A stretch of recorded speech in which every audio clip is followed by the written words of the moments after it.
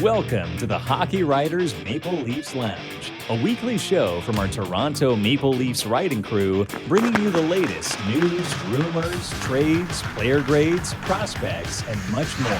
From training camp to the playoffs, from draft day to the trade deadline, our team covers everything that happens with the blue and white. Come on in and pull up a chair. Welcome to the Maple Leafs Lounge. Hey, everybody. Welcome inside the Maple Leafs Lounge, where the crew that covers the Toronto Maple Leafs get together once a week to discuss the hot topics, stories we're working on, and maybe reaction to articles that are already out there. I'm your host, Kevin Armstrong, joined as always by my good friends and colleagues, Peter Baracchini and Alex Hobson. So here is the rundown for this week's show. We are going to talk about penalties, also titled as What the?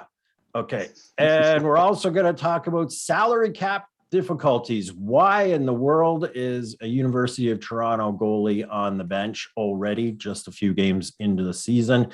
And it's early, but let's talk about some good impressions so far and also some disappointments. And we'll wrap up the show with Comment Corner, where we take your views on the team so far. So let's start it up, boys, with the penalty calls. Now, we know that as long as hockey's been around, as long as pro sports has been around, really, there's always been an issue with reffing and all those things. But I'm telling you, I feel like the NHL just is the worst. The other leagues seem to be figuring this out a lot faster than the NHL. And Toronto already gets hit with some brutal calls, in the words of John Tavares, brutal calls that essentially ended their chance at an attempt to tie the game in Ottawa in game 2.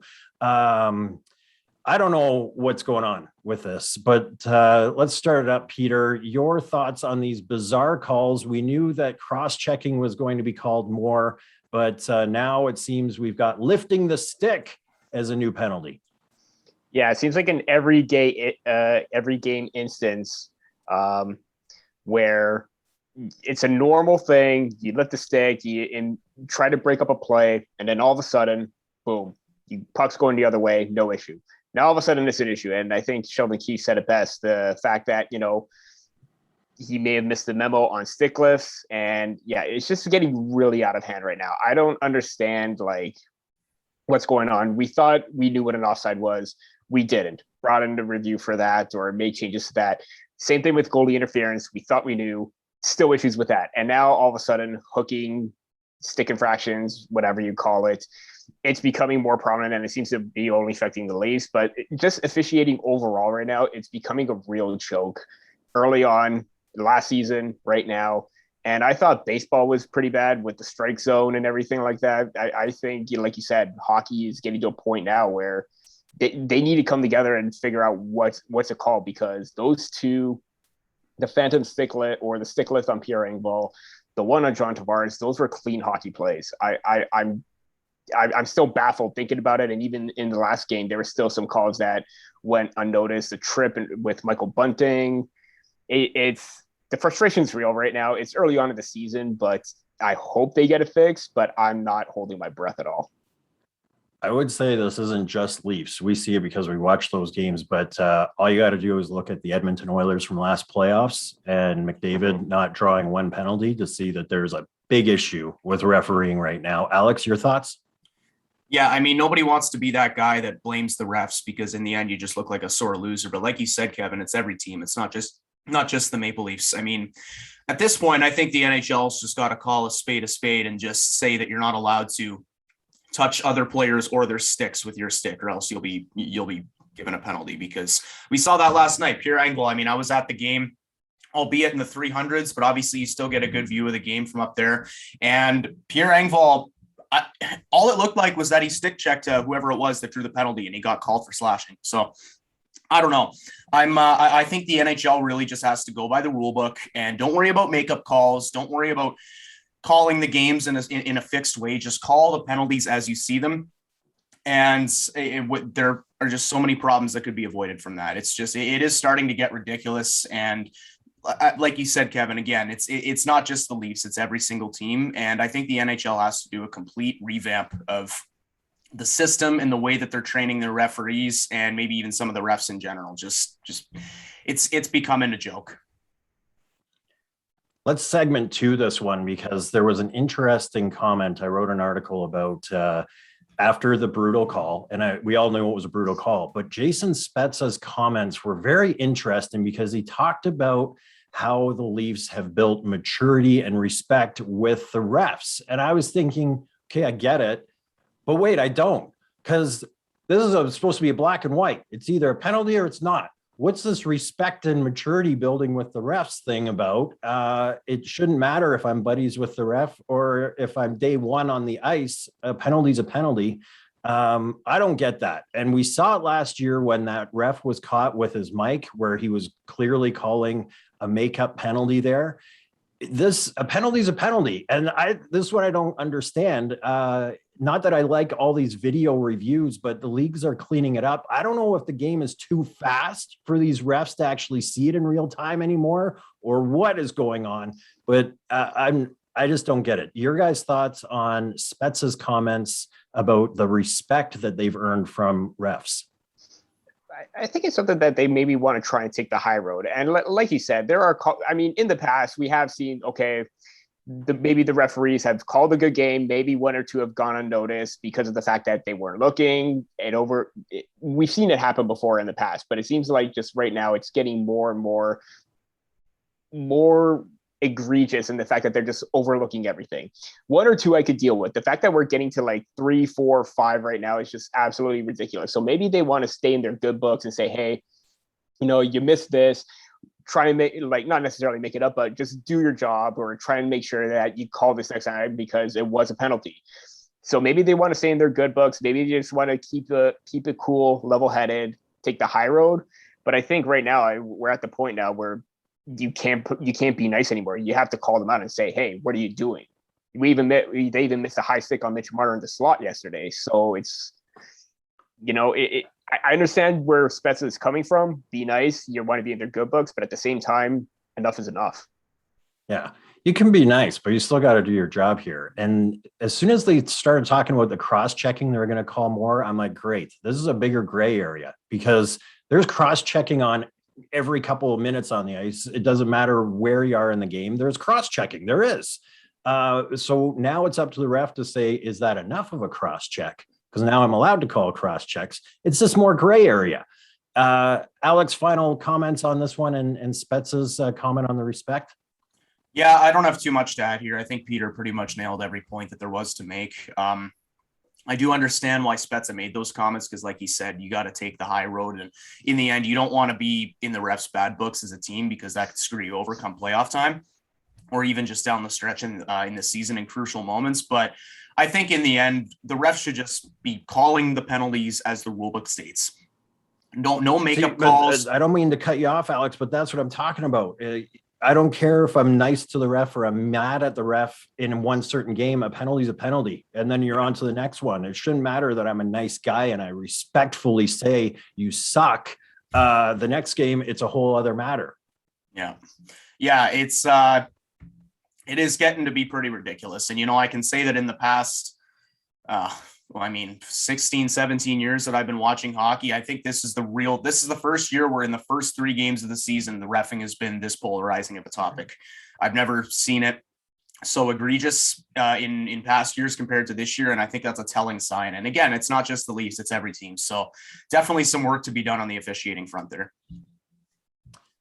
This is the Maple Leafs Lounge, brought to you by the Hockey Writers. Make sure you like and subscribe to this YouTube channel. Follow us on all your favorite social media channels as well. And head on over to thehockeywriters.com for all the latest on the Maple Leafs and all 32 NHL teams. Next up, the Leafs are into salary cap hell already because of Justin Holl having flu-like symptoms. He was shelved. Then you got Peter Mrazek down for at least 2 weeks. So because of salary cap issues, the Leafs call up on an amateur contract a U of T goalie. Thank goodness Jack Campbell is okay on a lot of fronts. But what is going on? We also saw this in Colorado. They only had 11 forwards yesterday as well because of salary cap. Now, Keith is the first to say this is flat cap life, but this is what is going on at this point. And this is early in the season, and this is terrible, Peter. Yeah, I'm still trying to work out the mathematics and stuff like that, and I was never good at math in high school. Even still, right now, I'm not very good. So there's a guy by the name of Earl Schwartz who does a lot of salary cap information for TLN.com. And he posted some really good information about this, but I don't see it as salary cap hell. I think because of the fact that they still weren't sure what the situation was with Peter Mrazek. The fact that he isn't eligible to go on LTIR is going to be in the short term. I believe it's only 14 days where he may be out, because Justin Holl was shelved because of some symptoms and he wasn't feeling well. They couldn't send anybody down. They needed to keep another defenseman in. So that's why they inserted Timothy Liljegren in, which is why they went and signed for a small amateur tryout with the goalie Bishop. And it's difficult, and it is hard given the circumstances. And we already knew that at some point we were going to see some trouble, but I don't think it's as big as what we're making it out to be, because it is somewhat minor. It can be worked around. It's not very egregious where we need to trade a player out, although maybe at some point you do try to move a massive contract to give yourself some leeway and some wiggle room. But at the same time, I think it's just for the short term and nothing to be, major exclamation marks over our heads at this point. Really? Because we're early, and we've got a U of T goalie sitting on the bench. Like, we got 79 more regular season games to go here, and this is complicated, and it's not only affecting the Leafs. I think this is going to be a problem throughout the entire league. Alex, what are your thoughts with this whole situation at this point, the flat cap, and how it's going to affect all teams going forward?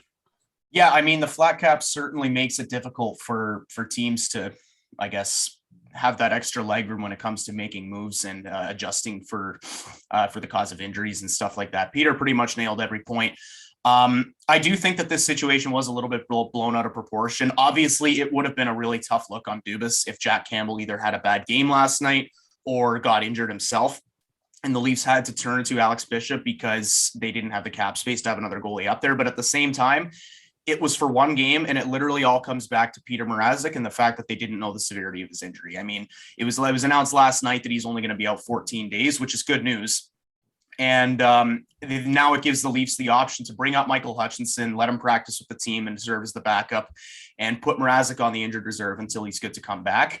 But the fact that it was only for one game, I think it's a little bit embarrassing, sure, but I don't think it was that big of a deal. And once again, a lot of the people, I know that a prominent member of the Toronto media wrote an article about how embarrassing this was to the Leafs. I'm not going to name him, but you probably know who I'm talking about. And yeah, he said more or less the same thing. But the thing is again, Colorado is going through this exact same thing. And I don't know if it's because they're in a bigger market, a smaller market, or because they've won a playoff round recently, but no one seems to be mentioning the fact that they only had 11 forwards last night. And that's a worse situation in my eyes than having an emergency backup on the bench for one game. So yeah, obviously you want to avoid situations like this in the future. And I do think that there is a lot of competition still in the forward group. And I think that eventually they are going to move a piece to kind of create that little extra bit of leg room and breathing room when it comes to making moves with the cap.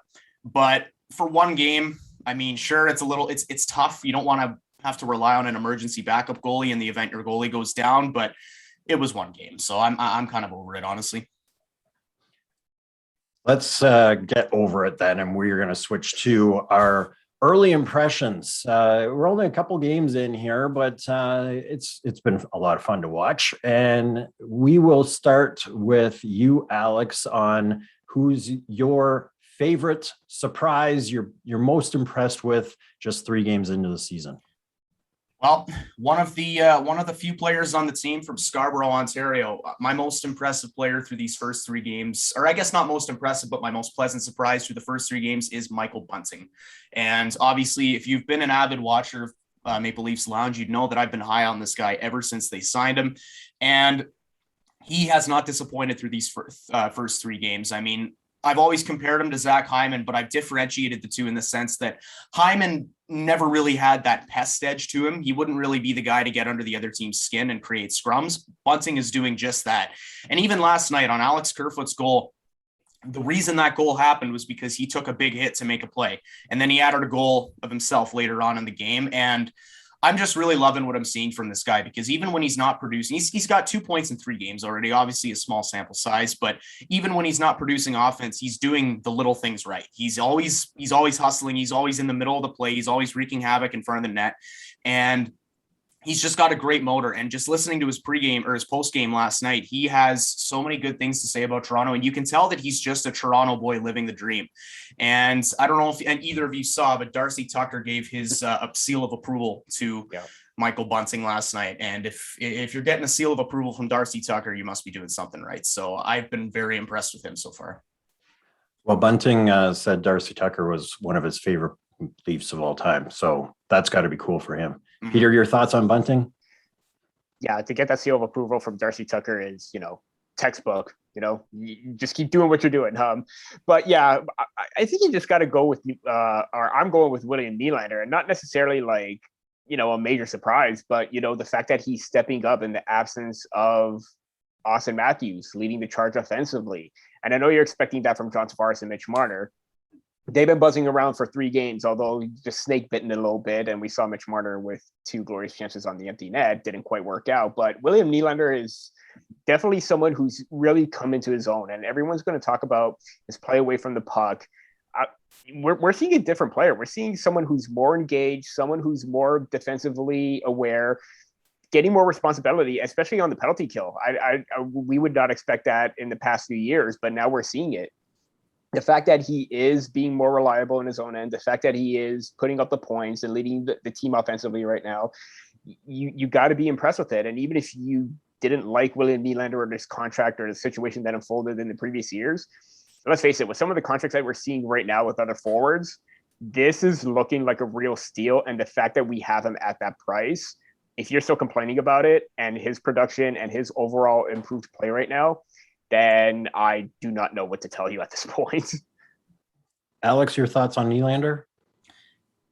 Peter hit the nail on the head when he said we're seeing a different player. I mean, obviously, we all knew William Nylander's skill set. We all knew what he was capable of doing offensively, but we're seeing him on the penalty kill now, and we're seeing him step up in the wake of another star who hasn't been performing up to standards lately in Mitch Marner. And obviously when Marner's in a slump, you'd love to see a guy step up and take his place and kind of replicate the offense that he's not providing.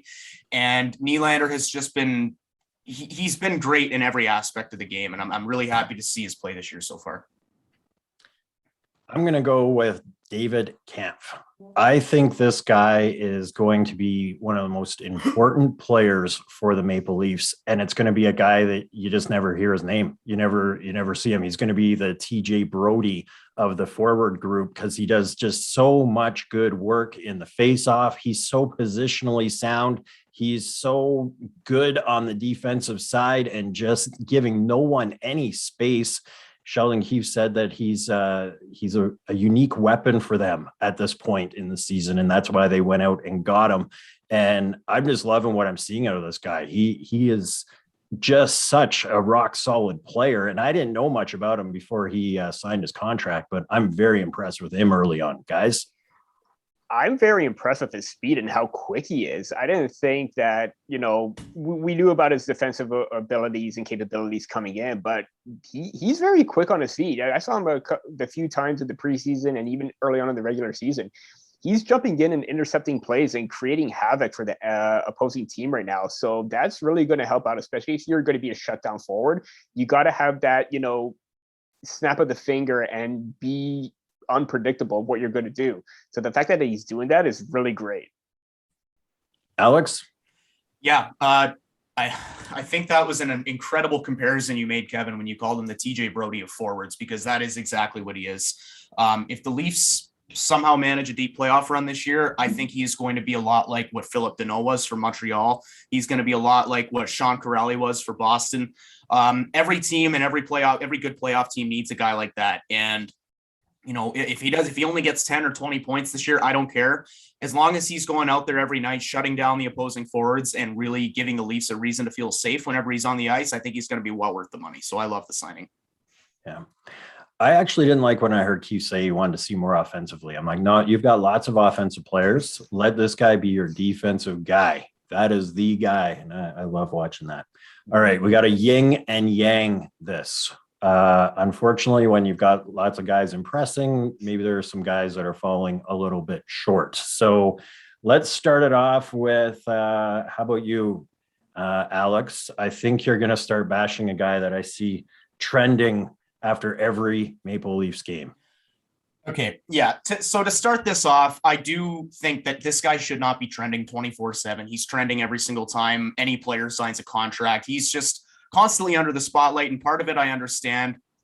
Part of it I think is a little unwarranted, but I do think that you got to call a spade here. And yeah, not my least impressive, but a guy that I think who has more to give so far is Mitch Marner. And I sort of teased it when I was talking about William Nylander. He's just, the problem that I have with Mitch Marner right now is that when you ask for $10.6 million, you're not just being paid to be a good player, you're being paid to be a difference maker. And we know that Austin Matthews, when he goes out on the ice, that any second he can snap and he can score 2 goals and change the complexion of the game. And dating back to last season's playoffs, Marner has not been that guy. And, he's out on the ice, and I wouldn't necessarily, he's looked bad in every single game. But again, you can't be just not looking bad when you're making $10.6 million. You have to be out there making a difference. And I won't say put the team on your back, but you got to be a guy that the coach and your teammates can rely on to spark the team and provide some offense. And he's just kind of been there over these past few games. And I will say, and give him credit where credit's due, he did have a good game last night, much better than the first 2 games. And I think he was getting his chances. And at this point, I think he's really in his head right now, and he's got to snap out of it, because we know that he's a talented player and we know that he's got a lot to give offensively, but it's just, it hasn't been there so far. And that goes to last year's playoffs. So I would like to see some improvement out of him over the next, obviously over the rest of the season, but specifically over the next couple of games. But he is the guy that I would say has sort of unimpressed me so far. Peter, do you agree with that assessment, or is that assessment just based on the amount of money that Marner is making? I want to say, yeah, it is fair to say that. And given the fact that maybe he's at a point now where maybe the contract is just taken over. Maybe it is too much for him to handle with the pressure and everything that comes with it. We know how much he said he wanted to be a Maple Leaf in the past and what he's been able to do. But right now that contract really isn't matching his performance. And again, it's early on, it's three games in.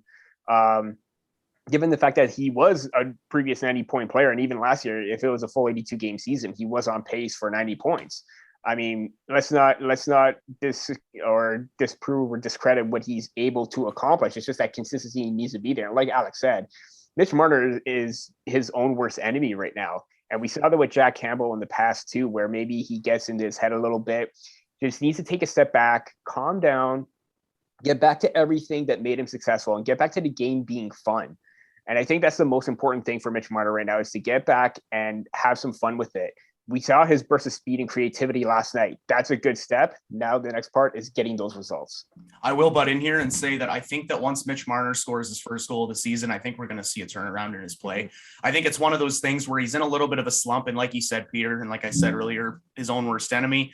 But sometimes all you need is that one lucky bounce to bring your confidence up. And I think we need to see him score a goal, because it's been a while since he's scored a goal. And I think once he does, he'll get some of that confidence back. Especially on the power play. Mm-hmm. I'm disappointed in you guys. I am. I can't believe you're bashing on Mitch.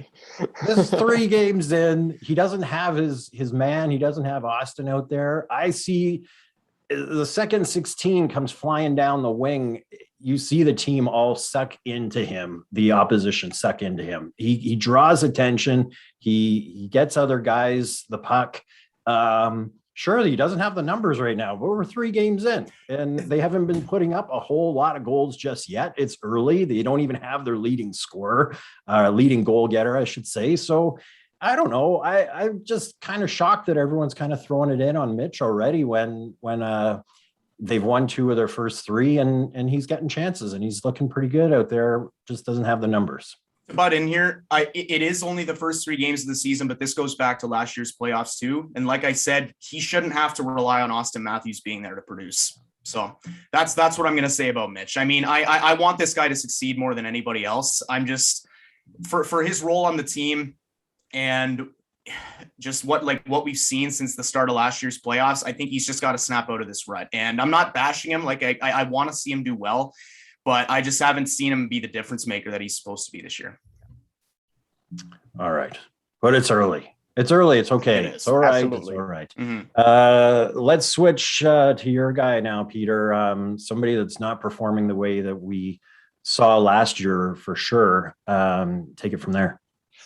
Yeah, and it stems back to the halfway point or maybe past the trade deadline, and it's Justin Holl. I've just been really concerned with his overall play, his decision-making. The consistency is really not there. And we saw that in the early outsets of the preseason. Granted, he wasn't playing with Jake Muzzin. We know that with that pairing, it seemed like Jake Muzzin was the one carrying Justin Holl. And when Justin Holl wasn't playing with Muzzin, he kind of got that sense that he needs to be with him. Again, it's I'm going to say 2 games because he didn't play in the third, but in the 2 games that we've seen with Muzzin and Holl, and I'm writing something about Justin Holl at the moment and a potential replacement in Timothy Liljegren, is their underlying numbers and possession numbers are just not great at all. And I'm Corsi for it's basically their shot attempts for 38.1% at 5-on-5. And knowing that, they're more of a shutdown tandem, they still in the past have known to lead the offense and push the play forward and be an impact in the offensive zone. Not seeing that at all.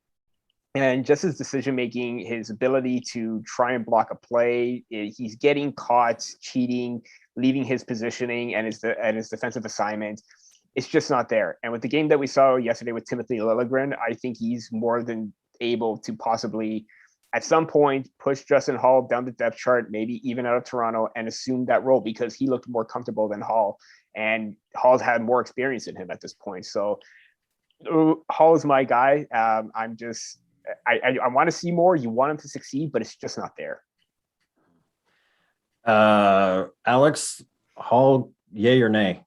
Yeah, I mean, I think that was always a topic of discussion when it comes to Justin Holl and how much Jake Muzzin might have actually carried him last season. And I think another thing that kind of works against Holl in this situation is the fact that Kyle Dubas essentially acquired Jared McCann and then left him unprotected at the expansion draft to keep Justin Holl. And while that did make sense at the time, because we've seen what the market's like for right-handed defensemen, and they're getting paid a lot of money. So to have a guy like Justin Holl making $2.5 million on the second pairing, I mean, it's kind of it's kind of hard to look past that. But at the same time, I think he is kind of getting exposed this year for maybe not being everything he was advertised to be when he's not playing with Jake Muzzin. And even when he was playing with Muzzin this year, he has made a lot of blunders. So I can see where the criticism comes into play. Yeah, I was a little bit surprised on the slow start, but then when he was a scratch for Saturday night's game with the illness, I thought maybe he's been dealing with something for the first little while. And, you watch that hockey out there, man, and all of us in our beer leagues are like, we can do that. But these dudes are flying and they got to be top notch, top healthy. And if he was feeling sick or tired or whatever, maybe that's the step. But again, I'm going to write this off to it's early. It's early. Yes, absolutely. Only 3 games, so he may be able to bounce back afterwards too. So give him the benefit of the doubt, but if we're still seeing the same thing afterwards, then there is some cause for concern. My guy is Michael Amadio. I didn't like this pick out of training camp because I knew as soon as I saw it that it was going to mean Adam Brooks was gone. There was no way Adam Brooks was going to go through waivers. And I like Adam Brooks. I think he was a great player. I loved watching him last season with Spezza and Thornton on his wings. The kid was just wide-eyed and excited, and and just loved being there. And that's why I don't like Amadio now, because I was like, you cost Brooks. And so it could be a little bit personal, but at the same time, I keep an eye out for 18 on the ice. I barely see him. He's not getting any ice time. I know he's going to be gone as soon as Matthews comes up anyway, but I'm just like, why was this guy kept? I don't understand it. And now the worst thing happens. Brooks goes to Montreal too. Like, give me a break. So I don't like him. Do you guys see anything in this guy? Not necessarily. I think it's important to note when you're looking at Amadio that he is what he is. He's a fourth line depth player at best. Haven't really seen him on the ice, and I think it does sting a little extra in the sense that Adam Brooks was claimed by Montreal of all teams just because he outplayed him, I guess, in training camp or won that job, and we lost Brooks as a result. And in that sense, it kind of hurts. At the same time, though, I think it's important to wonder and ask yourself, if Adam Brooks did stay on the team, would he ever have more of a role than a fourth line center? I think there's a lot of competition in this forward group, and especially when Matthews comes back and Mikheyev comes back, there's a lot of it's tough to get a spot and secured on this team. And I think a part of me is happy for Adam Brooks because I think he's going to get more of an opportunity in Montreal than he would have in Toronto. But I do see where you're coming from, Kevin. Amadio hasn't really done anything to warrant, and again, 3 games in, important to note the small sample size, but he hasn't really done anything to really blow us away and say, oh, okay, this guy definitely made it out of training camp for a reason. Yeah. See, I don't even know how to say his name properly. That's how much I don't like the guy. Peter, final words on him, worth keeping him around? If he isn't worth keeping around, I mean, you just have to look down to the minor league and the Toronto Marlies, and you look at Kirill Semyonov, who had 3 assists in his debut, and he was really, really impressive. So if there comes a point where they're not happy with Amadio and Semyonov keeps performing, keeps getting the points, especially in his first pro season in North America, if he keeps impressing like that, I think he's going to surpass him, get that opportunity, become a fourth line center, because I think that was his projection overall anyways. And if he provides more consistency than Amadio, and he would I think he would add more of a speed element to what Jason Spezza has.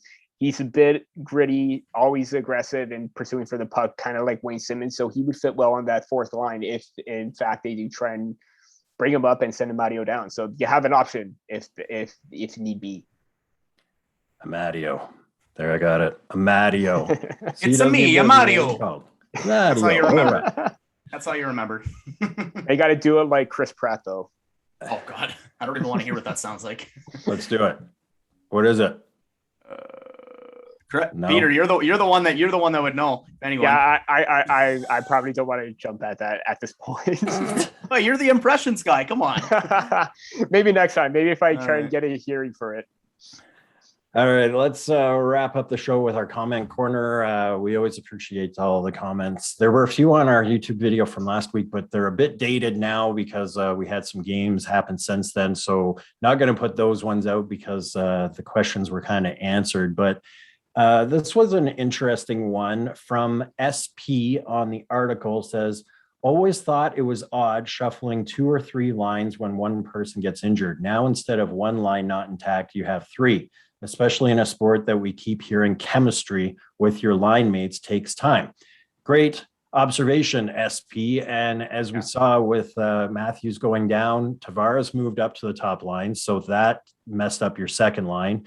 And Kerfoot moved up to the second line. So that messed up your third line. So the domino effect that happened there. So I see what he means. On the flip side, I'm not sure what you do with the number 1 center down without putting your number 2 center there. Mm-hmm. So that's my rebuttal on that one. Do you guys have any thoughts on messing up the chemistry of the entire 3 lines when one guy goes down? I think it's a lot easier to make that argument if it's not your number 1 center.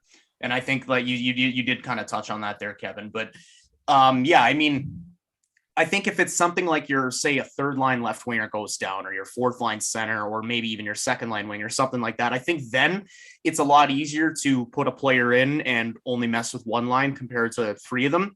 But if Austin Matthews goes down with injury and you're leaving Tavares on the second line and say Alex Kerfoot on the third line, what are you going to do? Put David Kampf on the first line or Jason Spezza on the first line? Like I think it's a lot different when it's one of your star players that goes down, but I do see the argument absolutely when it's one of your depth players and you don't want to mess with chemistry. So you might as well just screw with one line instead of three.